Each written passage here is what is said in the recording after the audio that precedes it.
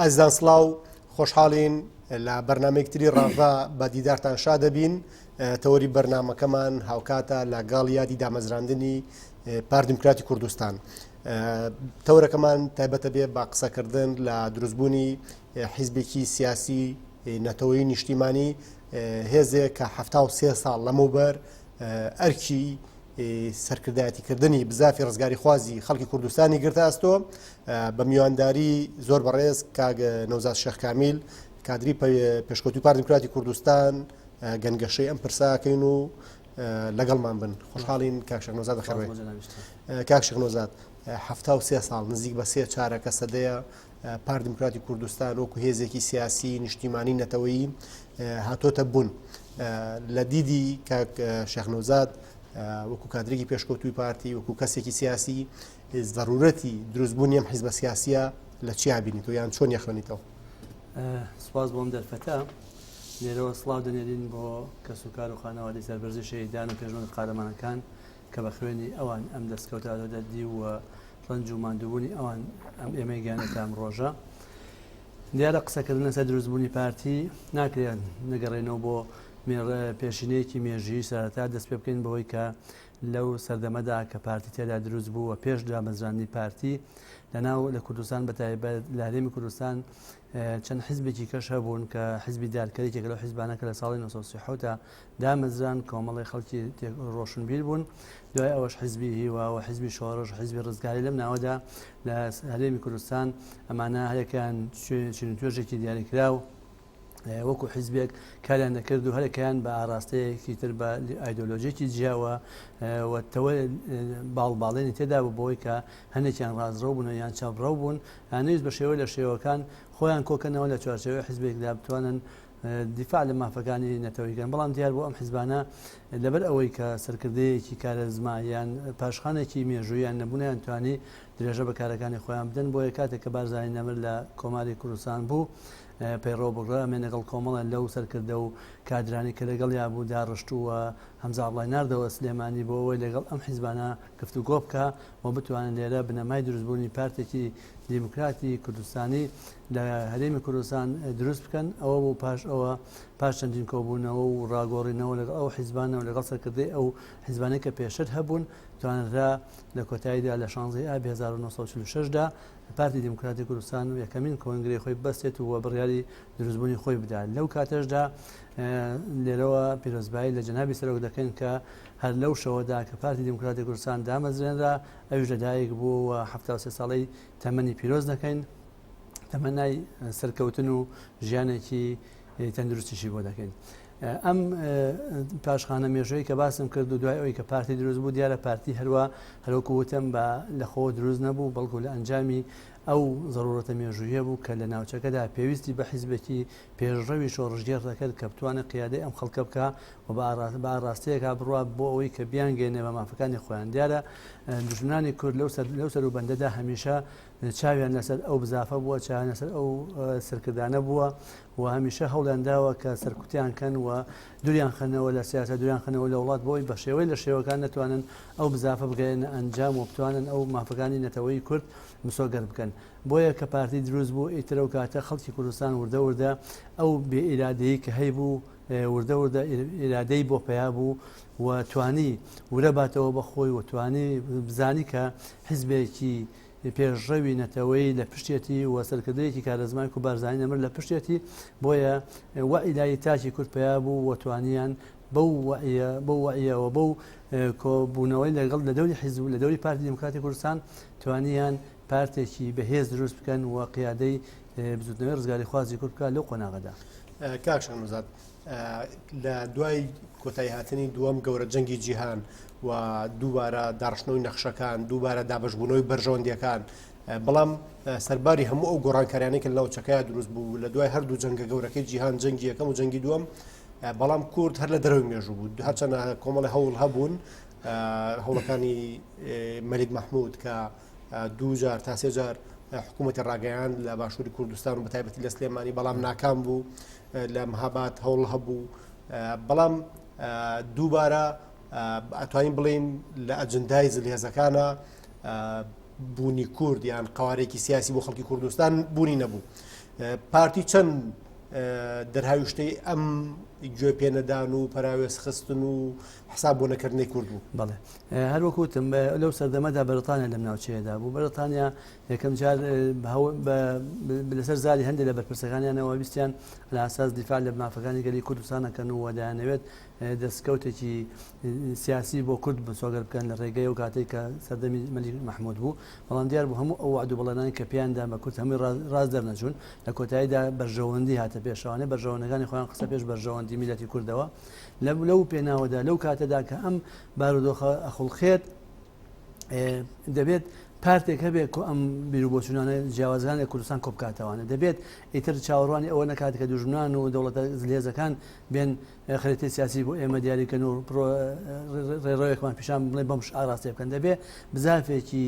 هەڵقوڵاو لە ناخی خەڵکەوە و ئاراستەکردنەکانی لایەن سەرکردە میلەکانی خۆیەوە بێ بە ئاراستەیەک بێ کە بتوان خۆیان کۆبکەنەوانێ و دیفاع لە مافەکانی خۆیان بکەن چونکە وەکو لە هەموو لە مێژودا باز دەکرێت حەق دەسەنرێ نادرێت کەواتە مادەم حەق دەسەنرێت کەواتە دەبێت ئیشی بۆ بکەی بۆی بیسێنی سندەکەشی بەچی دەبێت بە خۆکۆکردنەوە بە خۆ ڕێخستن دەبێت خۆ ڕێخستنیش ئەگەر لە چوارچەوەی پارتێکی منەظەم و ڕێخستنێکی بەهێزدا نەبێ ڕەنگە نەتوانرێت لە کۆتاییدا لە چوارچەوەی ناوچەیەکی دیاریکراوە شوێنێکی دیاریکراوە قەتی دەکرێت و کۆتایی پێدێت کەواتە پارتی کە دروست بووە یەکەم ضرورەتە مێژوویەکە وای کردووە چونکە لەو کاتەدا حیزبێکی سیاسی نەبووە کە هەموو ئەم بیرروبۆچوونە جیاوازانان کۆبکاتەوە لە یەک خانەدادایان بنێ دویش هەڵقوڵاوی ناو خەڵک بۆ خەڵک پێویستی پێی بووە بە دروستبوونی پارتی لەو سەردەمەدا بۆی لەو ڕوانگەیەوە پارتی بتوانێت بێتە ساحەکەەوە و قیادەی ئەو بزافە بکات و داوا و داخوازیەکانی لە ڕێ حیزبێکی منەظەمەوە بگەێنە بە نەیارەکانی بەوەی کە میلەتی کورد میلەتێکی زیندووە خاوەنی خاک و مێژووی خۆیەتی و ئەمەش داوا و داخوازیەکانێتی ئەمە لە هەر وڵاتی کەشابێ پێویستی بەم ڕێخستنە هەیە کەواتە پارتی کە دروست بوو یەکەم یەکەم ضرورەتەکە بوو دووەمیشان ئەو استقلالکردنی ئەو بارودۆخە ڕۆشنبیریە بوو کە دروست بوو ینی هەستی نەتەوەی لای خەڵک دروست بوو کە ئێمە پێویستمان بە هێزێکی کاریگەر هەیە کە بتوانێت دیفاع لە مافەکانی میلەتەکە بکە بۆیە پارتی کە دروست بوو لەو ڕوانگەیەوە هاتە ناو مەیدان و شانی دایە بەت هەموو سەختی و نەهامەتیەکان و تا ئێسژەوەتە بە تا ئێسش هەر بەردەوامە لە شانخستنە بەردە مەسئولیت و ڕای نەکردو لە مەسئولەتی ژوەکۆتەوە بە دڵنیاییشەوە ئینشاءڵڵا هەموو ئەو داوا داخوازانێن کە تا ئێستا نیژنهاتوەنەدی لەسەر دەستی پارتی و سەرۆک بارزانانی ئینشاءڵڵا تێدەبێت. کاک نوزات لەسەر بناوافکرەکانی پارتی پێم خۆشە قسە بکەین ئەوەی کە پارتیەکە بە ڕوودا و لە مێژووی بزاف ڕزگاری خوازی خەڵکی کوردستان و لەم ناوچەیە کە زۆر جار ڕووداوی دروستبوونی پارتیوا تەماشاکرێت یان زۆر جار لە سەر زمانی مێژوو نووسەکان سیاستمەدارەکان کاڵێن بەر لە دروستبوونی پارتی و دوای دروستبوونی پارتی یعنی پارتی بۆ تا حەدەسێکی ئەوتۆ کە قۆناغەکانی لەکتری جیا کردوێتەوە پێم خۆشە لەسەر بنەمافکرەکانی پارتی قسە بکەین لەسەرەوەی کە ئەو بنەمافکریانە چین کە پارتیان لەسەر دامەزرا وایان کرد پارتی ببێ بۆ ڕووداوا ببێ بۆ حەدەسەی کە دوو قۆناغ لەکتری جیا بکاتەوە و هەم بشتوانێت ئەو بەرداوامی بەخۆی بات بەڕێزت لە سەرەتای بەرنامەکە ناوی ژمارە حیزبت هێنا کە بەر لە پارتی دروست بوون خۆ هەڵبەت لە دوای دروستبوونی پارتی حیزبی تریشەر دروست بوون بەڵام پارتی بە درێژایم 73 ساڵە بنجی بەستووە و سەرباریەوەی کە بوون منە بە هەوراز و نشێوی زۆرا تێپەڕیوە بەڵام حیزبێکی سیاسیە ئیرادەیەک لە پشتیوەتی بەردەوامی هەیە دەستکەوتی گەورەی هەیە لە پاڵەمەیە زۆر جاریش تووشی داکشان و نوشستیش بووە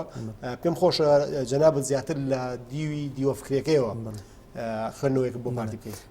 سوپاس دیارە هەر هەموو حیزبێکی سیاسی کە دروست ئەبێت و بەردەوامی دەدا بە مانەوەی خۆی ناکرێت لە شوێنێکی دیاریکراوە بە چاقبەستوی بمێنێتوانێت بەڵکو پێویستە دینامیکێت و ئالەتێک هەبێت بۆ بەردەوامبوونی لە ژیانی سیاسیدا چونکە ئەگەر هەر حیزبێت ئەو دینامیکێت و جوڵەیەی تیادا نەبێت ناتوانێت بەردەوام بێت ئەوە دەیان حیزبمان بینی کە لە سەرەتای تەمەنیان نابوون و کۆتاییان پێ هاتووە نەمان بوون بە پارتی بەهێز یان هەر لە وجودا نەمان کەواتە بەڵام پارتی کە دروست بوو لە سەرەتای دروستبوون لەو کوتم چۆن ضرورەتێکی مێژوویە بنەمای فکری هەبوو بۆ دروستبوونەکە هەر لە خۆ دروست نەبوو ئەم لە سەرەتای دروستبوونەوە خۆی ناونا پارتی دیموکراتی کوردستان کەواتە وەکو حیزبێکی دیموکراتی بڕوای بە بنەمایەکانی دیموکراتی هەبوو لەسەر ئەو بنەمایە کە دیموکراتیە دەسادەسی دەسەڵاتە هەڵبژاردنە هەموو ئەمانەوای کرد پابەندی هیچ ئەفکارێکی نەبوو جامد نەبوو یعنی خۆی ببەستێتەوە بە ئەفکارێکی دیاریکراوە بڵێ ئەم ئەفکارەم وەرگرتووە ئێتا تا کۆتایی من لەسەر ئەمان ڕۆم کەواتە یەکەم دیموکراتیە، دووەم خۆی نەبەستەوە بە ئەفکارێکی دیاریکراوەوە لێتر ئەمە مارکسیە، ئەمە هەربیر بۆ باوەڕێکەیە لەگەڵ قۆناغەکەدا چ قۆنا ئەو قۆناغە پێویستی بە چ فکر و ئایدۆلۆژیەکە بوو تێکەڵ فکر و بەرنامەی پارتی دەکرد و دەیگونجان لەگەڵ ئەو قۆناغەدا بۆی تێپەڕێنێ نەک بە شێوەیە خۆی ببەسێتەوە بە فکرێکی دیاریکراوە بمێنێتەوە. خاڵێکی کە فکری حیزب لەسەر بنەمای جوڵەی مرۆڤایەتیە، یان دائیمە دژی زوڵم و زۆرداری و لێکدان بووە. کەواتە ئەم بنەمایە تۆ هەمیشە کە وەک خۆت زوڵم لێکراوی هەمیشە پاڵپشتی ئەوانش بی کە زوڵمیان لێکراوە و دژی ئەوانش بی کە زوڵمەکەن، کەواتە ئەمە خۆی لە خۆیان دینامیکیت و حرەکەیەکەیە بەو حیزبەی کە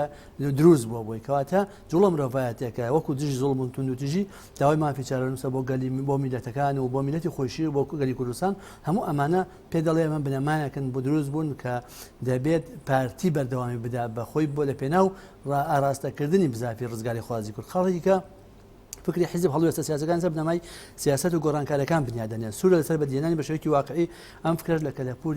کەلەپورۆنەتەوەکە وەرگرتووە. کەواتە پێت ئەڵێ هەڵوێستان سەر بنەمای سیاست و گۆڕانکاری مەرج نییە تۆ ئەمڕۆ سیاسەتێکی هەیە پارتی بەردەوام ئەو سیاسەتە بێ هەتا کۆتایی دنیا دەبێت لەگەڵ دەرکەوتەکانە لەگەڵ ئەو واقعی کە ئێستا هەیە تەعاملکردنەک خۆت بەسیتەوە بە لایەکی دیاریکراوە واز لە هەموو بەبێ قۆناغەکان دەبێت گۆڕانکاری لە سیاسەتەکە تا بکەی بۆ ئەوی تۆ چۆن بەرژەوەندی میلەتەکە دەخوازێ بۆ ئاراستەیەکارکە. خاڵێکی کە فکری حیزب لەسەر دادپەروەری و برایەتی و پێکەوە ژیان و ئەمانە بنیادنراوە کە ئەمە بنەمایەکی زۆر بەهێزە. ئەگەر هەر حیزبێک ئەم بنەمایانە لە خۆی داجێبەجێ نەکە نامێنێ وردەوردە بەرەو پوکانەوە دەچێت، چونکە بنەمای برایەتی و مافی مرۆڤ لەگەڵ نەتەوەکان لەگەڵ ئەدیانەکان ئەمەوەی کردو ئەمەش زۆر بەزەقی لە پارتیدا دیارە هەمیشە تعاملی لەگەڵ ئەدیانەکان تعاملی لەگەڵ نەتەوەکانی کە بە شێوەیەک بووە کە هەستی کردووە خۆی لە ناو خۆیدان. کەواتە ئەمەش دینامیکێتێکی کەدا بە پارتی بۆمانەوە. لەو خاڵەیە خاڵی پێکەوە ژیانت باس کرد کە هەریم کوردستان یا باشووری کوردستان پێکاتی جیاوازی تیا لە سونە بۆ شیعە لە ئەرمان لە مەسیحی لە ئاشووری لە ڕووی ئەدیانەوانێ لە کاکەی و یەزیدی و مسلمان و إلى آخرەوە، یعنی پێکاتێک مۆزایکی هەیە لە هەرێمی کوردستان زۆر جار بەشێ لە هێزە سیاسەکانی نەیار بە پارتی بۆ تاوانبارەکەن کە بۆ نمونە زیاد لە پێویست گرنگی بەم پێکاتانەیەوە خوێندنەوەی تۆ چیە بووی کە ئەم تاوانبارکردنە بۆیان ئەمە زانین چۆنە پارتی گوێی لەوە نییە کە خەڵک چۆن قسەی پێ دەڵێ گرنگەوەی خۆی لە بنەما فکرەکانی دروستبوونی پارتیە ئەمەی تێدایە، ینی لە تەسپیتی کردووە لە واقع لەو بنەما فکرانی کە هێری دەبێت لەکەم دادپەروەری دووەم پێکەوە ژیان لەگەڵ ئاینەکان لەگەڵ نەتەوەکانی کاکەواتە ئەمە نەیاران و دۆستان پێیان خۆش بیان پیان نەخۆش بێ پارتی گرێتی بە فکری و بەرنامەی خۆی وازی لێ ناهێنێت، چونکو ئەو واقع ئێستا و لە ڕابردووشە و لە ئایندەشدا ئەومان پێ دەڵێ کە دەبێت تۆ لەگەڵ پێکەوە ژیانابی لەگەڵ دادپەروەریابی لەگەڵ ئازادیابی ئازادی ڕادەربڕین و بیرڕابی هەموو ئەمانەوات لێ دەگات چونکە گەوانە بێت لە لەسەر خاکی کوردستان ناتوانێت بژی مادەم ئێ پێکاتی جیاوازمان هەیە نەتەوەی جیاوازمان هەیە زمانی جیاواز و کەلتوری جیاوازمان هەیە دەبێ هەوڵ پێکەوەی بژین هەر کەسێ کە نێوێ ئەم یان بیکا بەڕخنە بەسەر پارتیەوە بڵێ پارتی زۆر لە ماخۆی چڕ کردوتەوانێ ئەوە پێی ناخۆشە چونکە ڕەنگە ئەو پێی نەکرێ، بەڵام پارتی پێی کراوە کردی بە بنەمای فکری خۆی مادەم لە بنەماکانی سەرەتای دروستبوونیەتی کەواتە بەردەوامی لێدا پێی و قازانیشی لێ کردووە بڕەوەتە لەس ئاستی سەرکردایەتی لەسەر ئاستی هەموو دام و دەستگاکان هەموو ئەدیان و نەتەوانی کە ئێمە لە کوردستانان بە یەکۆژین لە سەرکردایەتی پارتیدان ئیشەکەن بەبێ گوێدانە ئەوەی کە ئەمە ئەوە بێ ئەوە نەبێ پارتی گوێی لەوە نییە کە قسە لەسەر ئەو مەسلەیە پێی بوو و ڕەنگە پێشی خۆش بە قسەی پێ بچکو ئەو بڕای پێەیە و تەسبیتیشی کردووە و بە عملیش ئیشی بۆ کردووە و ئەوەتە لەسەر ئاستی نێودەوڵەتیش دەنگدانۆکی باشی هەیە کە هەمیشە دەستخۆشی لە پارتی و سەرکوبارزانی و لە حکوومەتی هەرێمی کوردستانەکان کە ئەو مۆزایکە نەتەوەی و فرەیان دروست کردووە. خاڵێکی کە لە فکرەکان نافکری حیزب لەسەر بنەمای کۆمەڵایەتی کە داخوازەکانی کۆمەلگای کوردی و معناتەکان دەزانێت، ینی ئەو پارتی دائیمە وا خۆی پەروەردەکردووە لەگەڵ معناتی خەڵکدا بێت دەزانێت خەڵک لە کوێ پێویست چی هەیە کێشەکانی چییە، یعنی خۆی دانەبڕاندەوە لە کۆمەلگا هەمیشە لەگەڵ خەڵکدا بووە لەگەڵ ئەو کارێکی کە دەکات بۆ خەڵکی دەکات، ینی لە چوارچێوەی بڵێن دەستکەوتێکی حیزبی بیر ناکاتەوەوانێ هەستە ئەو ئیشانەی کە دەیکا ئەو کارانی کە دەیکا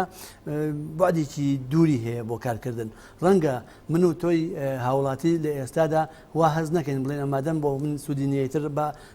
کێشەنیە بۆ ئایندەش خیا بۆ خەڵکی کە سوودی هەبێ ئەم پارتی وا بیر ناکاتەوە پارتی وا بیر دەکاتەوە فکرەکان ئەو مەسەلانەی کە پێوەستن بە نەتەوە پێوەستن بە کۆمەلگاوە ئیشی بۆ دەکات ئیتر ئێستا بێت تۆزەی کە بێ ساڵێکی کە بێ بگەێنێ گرنگەگە بێ بگاتە جێ کەواتە ئەم فکرێ ژوای گرەوە بۆتە بنەمایەکی فکری پارتی ئیشی لەسەر دەکا بەبێ ئەوەی گوێ بداتە ئەوەی ئەمە لەسەری دەکەوێت لەسەری نەکەوێت خەڵکی کە فکری حیزب ڕای بە گفتوگۆ و خەباتی ئاشتیانە هەیە هەمیشە گفتوگوی ڕەت نەکردوەوە هەمیشە خەباتی ئاشتیانی بە باشزانانی و لە خەباتێکی کە هەموو ئەمانە پێمان دەڵێ پارتی لە هەموو ئەم قۆناغانەی تەمەنیە لە 73 ساڵی تەمەنیدا بیری لە وەکو وتم لە ڕووی دیموکراتیەوە دادپەروەری کۆمەڵایەتیەوە لە ڕووی هەڵوستە مرۆڤایەتیەکانی هەڵوستە سیاسیەکانیەوە هەموو ئەمانە بوون بە بنەما بۆ ئەوەی کە پارتی بەهێزمێنێتەوانێ و ئەم بنەما فکرانی ئێستش حیزبەکانی کە دوای دەکەون بەوەی کە ئەمانە سەرەتا و بنەمایەکن کە هەموو حیزبێکی سیاسی ئەگەر بێ بمێنێتەوە دەبێت لەم کار ئەم بنەمایانە بکەوە کاری بۆ کا بۆمانەوەشی و هەروەها هەموو ئەمانە چی کردووە وای کردووە کە وەعی سیاسی لای خەڵک لای تاکی کورد دروستکە بەوەی کە کۆمەڵگە پێویستی بەوەیە کە دیموکراسی بێ دادپەروەری کۆمەڵایەتیدا بێ مافی مرۆڤی تیا پارێزرا بێ گفتوگۆ و لەکتێگەیشتنی تێدا بێ وەعیکی سیاسی دروست بووە بۆیە هەڵبژاردننی ئەم دوایەی کوردستان و عێراق ئەوەی بە پارتی وت کە تۆ ئەم بنەمافکرانێن کە دادناوە ڕاستن بەردەوام بە لەسەری کاک شێخنۆزاد پارتی بەشی لە هێزە نەتەوەیەکان بەشی لە کەسایەتیە سیاسی و نەتەوەیەکان پارتی باڵا هەڵگری کوردایەتیە زانن بەڵام هەمیشە دژبەرەکانی پارتی ڕکەبەرەکانی پارتی هەڵێن لە شەئنی ئەم ئاڵا هەڵگری پارتی کەمکەنەوە پێم خۆشە دیدی جەنابەت بزانم لەسەر ئەوەی کە بۆچی دژبەرەکان ڕکەبەرەکانی پارتی ناتوانن یان بۆچی ئەم خەوشانە بۆ پارتی دروستەکەن بۆچی ناتوانن منافسەی پارتی بکەن لەسەر ئاڵا هەڵگری لەسەر ئەوەی کە حیزبێکی نیشتیمانی تر بن نەتەوەی تر بن حیزبێکی واقعی تر بن لە پارتی بەڵام بەردەوام بوون منابینین کە ژمارەیەکی سیاسی ئایدۆلۆژیا تەیاری سیاسی لە ڕێگەی کۆمەڵێک میدیا و بەناوی ڕۆشنبیر و ڕۆژنامەنووس و زۆر ئەلێت و تەکنیکی ترەگرنە بەر بۆی کە لە شەئنی پارتی کەمکەنەوە خوێنەوەی تۆ چییە بۆ گزارشتی ئاڵا هەڵگری کوردایەتی بۆ پارتی پارتی لە سەرەتای دروستبوونیەوە تا سەرۆک چۆن لە سەردێکی مێژوویمان کرد بە ناو ڕابردوویدا کە ئاڵا هەڵگری نەتەوەی وەعی سیاسی لای تاکی کورد دروست کردووە یادەی بۆ تاکی کورد دروست کردووە کە هەستی نەتەوەی لای وڵاتی خۆی خۆش بێ خاکی خۆی خۆش بێ هەموو ئەمانە وەکو وتم ئەو بنەمافکرانشی کە باسمان کرد بوونەتە چرا ڕۆشنکەرەوە ڕێگای ڕۆشنی پارتی بۆ ئەوەی کە بەردەوامی کار لەسەر ئەو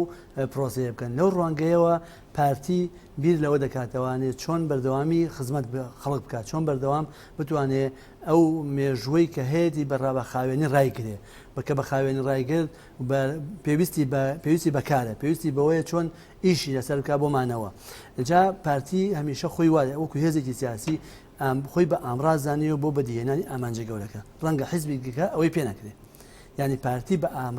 ئامرازە بۆ بەدیهێنانی ئامانجە گەورەکە کە ئامانجێکی نەتەوەی و نیشتیمانی و دروستبوونی دەوڵەتی سربەخۆیە کەواتە ئەمەی کە پارتی و ئەم بارە قورسی پارتی کە هەڵی گرتووە و پارتی کرۆ بە ئامراز بۆ بەدیهێنانی مافەنەتەوەیەکانی ڕەنگە حیزبیکە پێی نەکرێت ڕەنگە ئەوانەی کە دروست بوون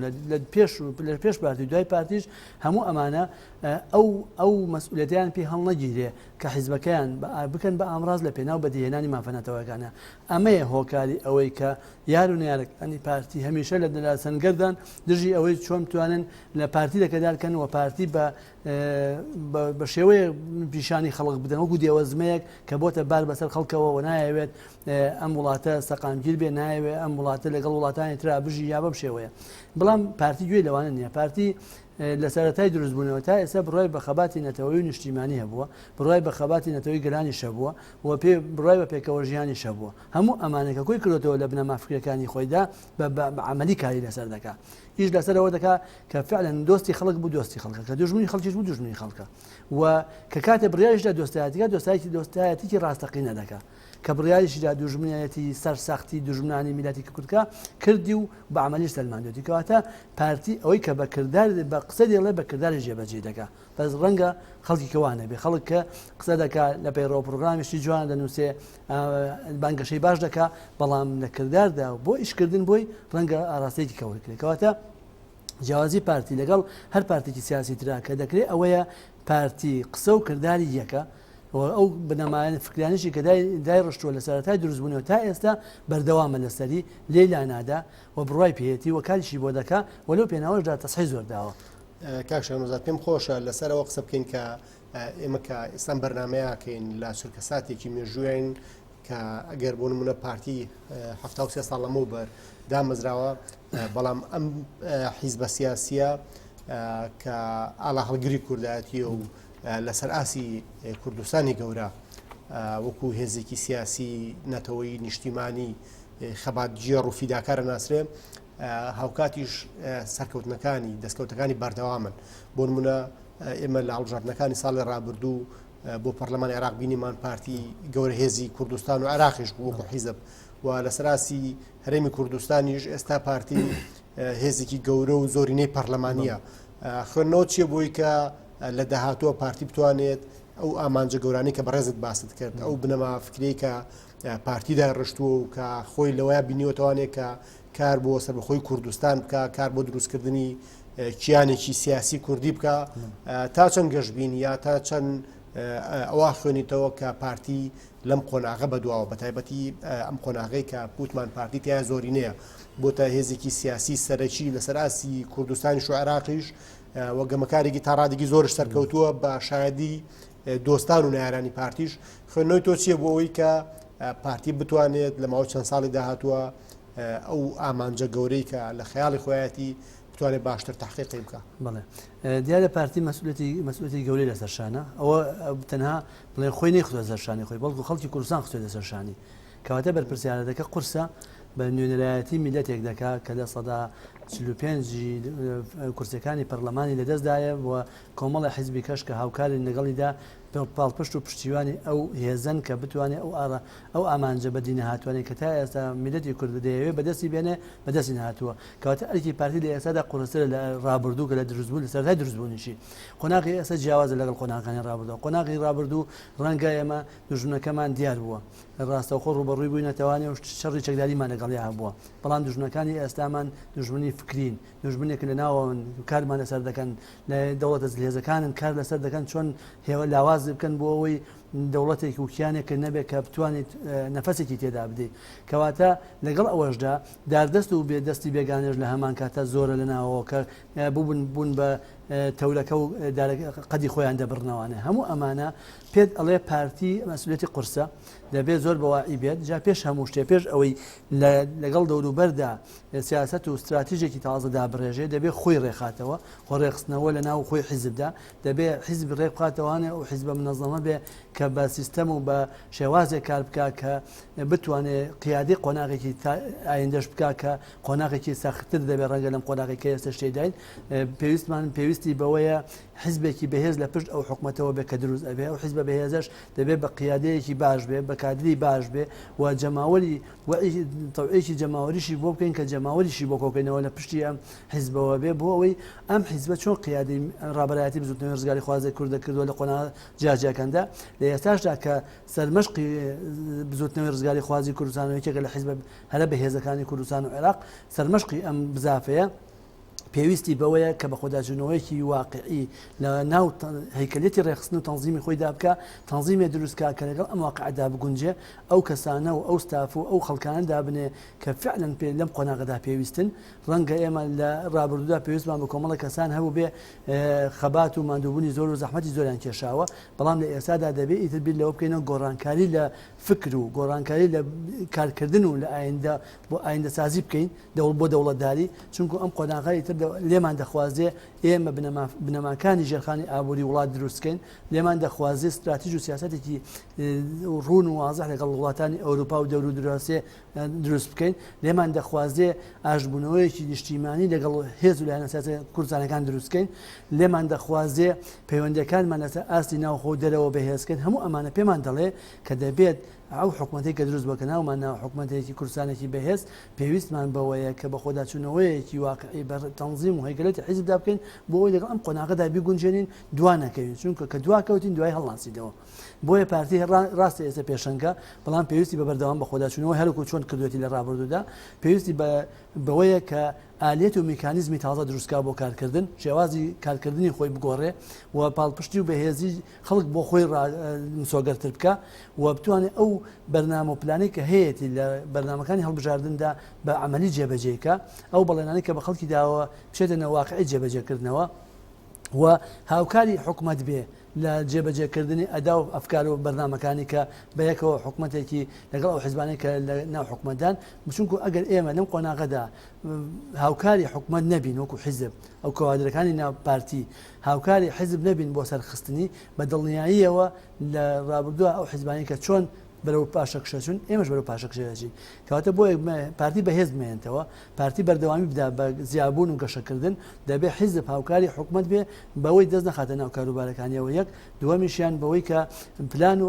ئاراستەیەکی وای هەبێت و هانی هەموو خەڵکو ئەوە بە پڵپشتی حکومت بن لە جێبەجێکردنی سیاست و پلانی حکومت یاریمی کوردستان ئەم قۆناغا دەخوازێت لە هەموو کە زیاتر پارتی پێشنگ بێ لەو بوارەدا و کار بک بووی و چۆن توانێت خزمەتی خەڵک بکات و ئەو بەرنامە و پلانشی جێبەجێ بکە چونکو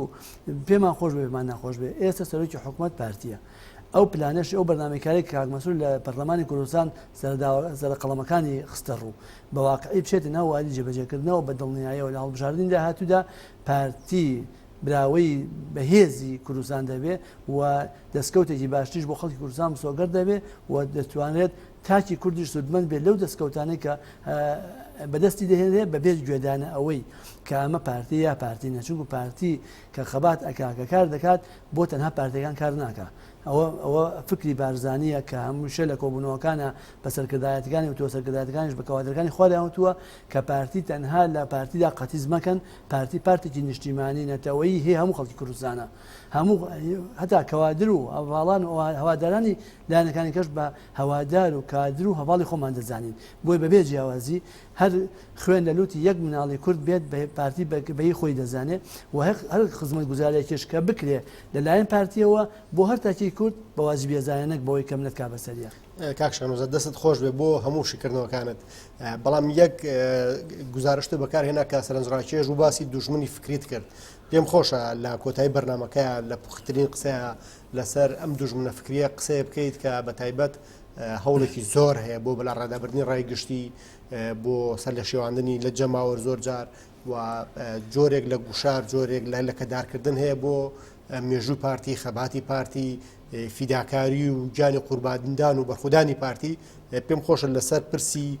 دوژمنی فکری ئەگەر ڕوونکردنەوەی زیاتر هەبێت. سواز دیارە ئێمە باسی ئەو دوژمنە فکریانە دەکەین هەروکو چۆنتم ئەو ساعت دوژمنەکەمان دیار بوو لە بە چەک ڕوبەڕووی دەبووینەوەی دەمانزانانی بەڵام ئەمەی کە ئێستا دوژمنی فکرین شەوایە لە نشینە ناوخۆدا بێ یا لە دەوروبەردا بێ یا ئەو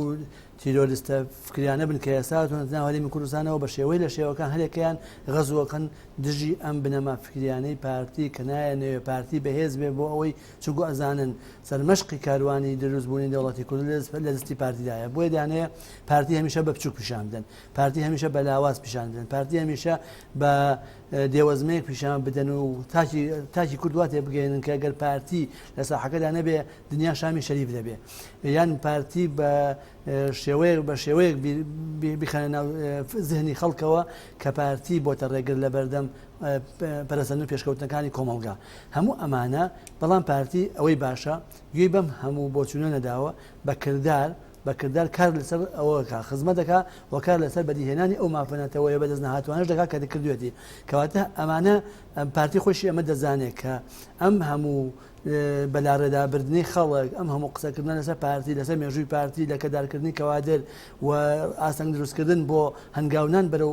ئایندەیەکی باشتر بۆ خەڵکی کوردستان هەموو ئەمانە بۆ ڕێگرتن لە هەنگاوەکانی پارتی بەرەو سەربەخۆیی بەڵام پارتی بە دڵنیاییەوە سەربەخۆیی بۆتە منهەج و فکر و بەرنامەی کاری بۆ دەکا لە ئێستادانا ساڵێکی کە 2 ساڵی کە مهم ئەوەیە کاری بۆ دەکات و بە دڵنیاییشەوە هەر دەبێت ئەو ئامانجە تەحقیق بێت چونکە ئەو بنەمای دروستبوونی پارتی بۆ دروستبوونی دەوڵەتی کوردیە بەڵام بە قۆناغ لەگەڵ ئەو واقع خوێندنەوەیەکی واقعیانە بۆ ئەم بارودۆخانەی کە هاتوۆتە پێشەوە تەعامل لەگەڵ بارودۆخەکان دەکات و هەروەکو وتم سیاسەتێکی جێگیری نییە لە یەک شوێنە بوەستێ بەڵکو لەگەڵ واقعدا تەعامل دەکات و تەعاملەکانیش دەبێت هەمووی لە بەرژەوەندی میلەتی کورد بێت. بەڕێز کاک نوزاد شێخ کامیل کادری پێشکەوتوی پارتی دیموکراتی کوردستان سپاس بۆ ئامادەبوونت لە ڕافا سپاس بۆ هەموو ئەو شیکردنەوە و زانیارانی پێشکەشەکردی سپاس بۆ جەنابیشتان دەستی بەش خۆش بێ ئازان تا ڕافەکردنی پرسێکی تر بەخواتان ئەسپێرین و خواتان لەگەڵ بێ.